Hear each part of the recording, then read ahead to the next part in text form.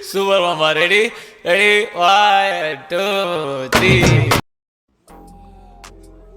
Hello everyone, welcome to my YouTube channel Essential Educator. Today we are going to cover the whole answer of the prospice. ताकि तुमको भी निजात मिले इस prospice से और मुझे भी निजात मिले, बहुत लंबा खींच गया। तो अब इसमें लिखना क्या है? इंट्रोडक्शन टू वर्क हो गया, इंट्रोडक्शन टू ऑथर हो गया, इंट्रोडक्शन लाइक थीम्स डिस्कस हो गए। अब बचा क्या? अब बचा लास्ट के दो synopsis, that is poetic style and conclusion. ठीक है, पोएटिक स्टाइल में जाता क्या? अब ऑथर के बारे में भी हो गया, वर्क के बारे में भी हो गया, पोएटिक स्टाइल में आखिरकार जाएगा क्या? इसमें मिलजुला के हमें जो है पोएटिक लाइक पोएट के राइटिंग टेक्निक को भी मेंशन करना है, और वो राइटिंग टेक्निक जो है वो उसने अपने वर्क में कैसे यूज की है हमें ये भी दिखाना है। आई क्या समझ? गुड। तो क्या होगा, सबसे पहला पॉइंट क्या होगा कि वो ड्रामेटिक मोनोलॉग का यूज करते हैं। मैं जान रही हूँ कि आप हर बार यही चीज सोच रहे हो कि हाँ, हर बार dramatic monologue dramatic monologue dramatic monologue, कितने बार ऐसे ये एक चीज को घिसेगा। लेकिन क्या है कि वो उनकी राइटिंग की स्पेशलिटी है, वो मोस्टली अपने सारे वर्क्स में जो है ड्रामेटिक मोनोलॉग का यूज करते थे। तो इसीलिए अपने वो ड्रामेटिक मोनोलॉग बोलना हर बार और लिखना जो है जरूरी है। ठीक है, आप dramatic monologue introduction to work में भी डालोगे, सॉरी इंट्रोडक्शन टू राइटर में भी डालोगे, और यहाँ पे आप पोएटिक स्टाइल में भी डालोगे। ठीक है, कि वो जो है अपने ड्रामेटिक मोनोलॉग के लिए जाने जाते थे। His language was very rich and descriptive. Okay, वो ब्लैंक वर्ड्स का यूज करते थे। ब्लैंक वर्ड्स का यूज माने ब्लैंक वर्ड्स होता क्या?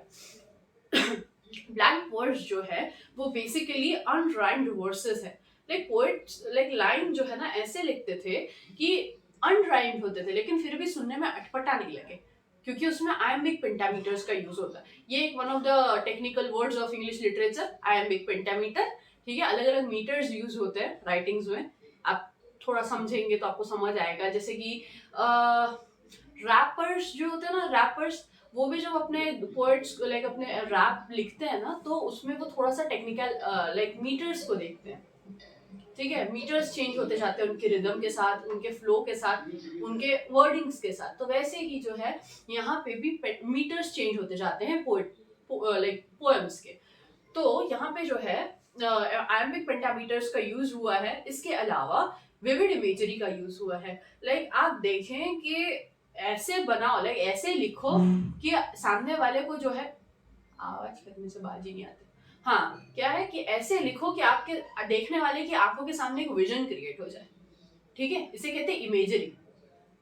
ऐसा बोलो, ऐसे वर्ड्स यूज करो, ऐसे सपनों की दुनिया में ले जाओ कि सामने वाले की आंखों के सामने एक अलग दुनिया क्रिएट हो जाए। इसका ना बहुत अच्छा मैं ऐसा अब आपको शेयर कर रही हूँ। चौसर भी जो थी ना, उनकी भी एक वो बहुत अच्छे इमेजरी प्रेजेंट करते थे, पता है। लाइक आपको जो है ना, Geoffrey Chaucer, father of English literature, वो ऐसे प्रेजेंट करते थे कि उनकी आंखों के सामने जो है, आपके आंखों के सामने एक सीन क्रिएट हो जाएगा। आप लिटरली उस वर्ल्ड में घुस जाओगे, जो वो आपको दिखाना चाहते हो आपको समझ आने लगेगा।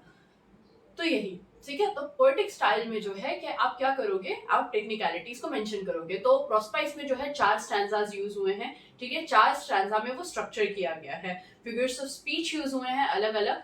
ठीक है, मेटाफर, सिमिली और पर्सोनिफिकेशन, एलिटरेशन, इस टाइप के जो है फिगर्स ऑफ स्पीच यूज हुए हैं। That's all about the poetic style.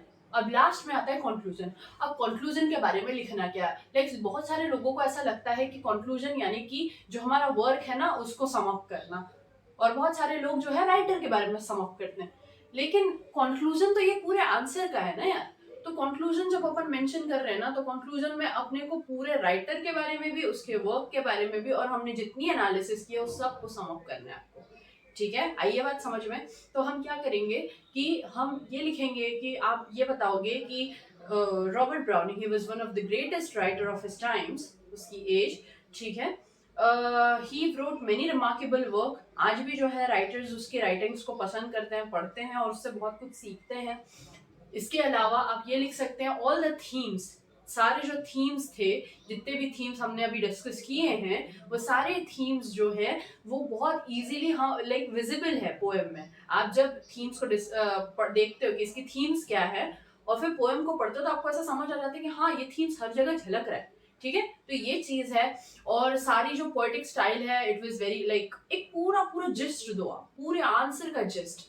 वो ज्यादा बड़ा नहीं जाता, it's like lesser than the half page. Okay, तो हाफ पेज से भी कम, इतना इतना लिखने का मस्त पाएगी। और सुंदर सुंदर लिखने का, और उसमें जो है बढ़ चढ़ के उसमें आप कोई भी नेगेटिव रिमार्क नहीं डाल सकते। हाँ, एक और चीज मैं आपको एक टिप दे देती हूँ, पोएटिक स्टाइल में अगर आप चाहें तो सामने वाले की थोड़ी बुराई कर सकते हैं। अगर एक आध पॉइंट आपको ऐसा बोलने का है कि हाँ इस राइटर में ये डीमेरिट है, फ्लॉ है, फॉल्ट है, तो आप वो सब चीजें जो है पोएटिक स्टाइल में एक बार के लिए फिर भी डाल सकते हैं। लेकिन कंक्लूजन में आप हमेशा जो है राइटर की अच्छाई ही लिखेंगे, एक पॉजिटिव नोट पे आंसर को खत्म करेंगे, ठीक है। जैसे कि अब अगर हम रॉबर्ट ब्राउनिंग के आंसर के फ्लॉज देखें, तो जब आदमी बहुत ज्यादा ऑब्सक्योरिटी से लिखता है ना, it is not understandable by everyone. आप समझ रहे हैं, बहुत ज्यादा जब लैंग्वेज टफ हो जाती है तो अंडरस्टैंडेबिलिटी कहीं ना कहीं मर जाती है।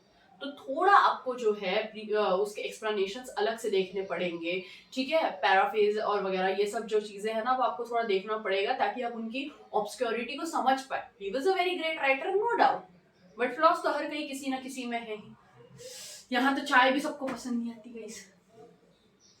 हाँ, तो लास्ट में जो है कंक्लूजन आपने लिख लिया। कंक्लूजन लिखने के बाद आप जो है लास्ट में एक वो क्रिटिक व्यू डालेंगे, वर्ड याद नहीं आते, क्रिटिक व्यू डाल दो। क्रिटिक व्यू एक बहुत ही पॉजिटिव नोट पे आप खत्म करोगे। क्रिटिक व्यू है ये, आप ये डाल सकते हो। इसके अलावा अगर आपको बहुत कोई अच्छा क्रिटिक व्यू जो है वो मिलता है, बहुत अच्छी बात है, क्रिएटिव होना चाहिए किसी के, लाइक ठीक है, आप रेफरेंस लो, बहुत अच्छी बात है। मेरी टीचर्स भी यही कहती, रेफरेंस लो, बहुत अच्छी बात है, लेकिन खुद का कुछ ना कुछ इनोवेशन का स्कोप हमेशा रहना चाहिए। ऐसा नहीं कि आप शेक्सपियर नहीं बन सकते हर बार कि आप सामने वाले का सब कुछ कॉपी करोगे, लेकिन उसमें भी आपको इम्प्रोवाइजेशन देना पड़ेगा। शेक्सपियर भी एज इट इज कभी कॉपी नहीं करते थे, वो भी कॉपी करते थे लेकिन उसमें अपनी क्रिएटिविटी भी डालते थे।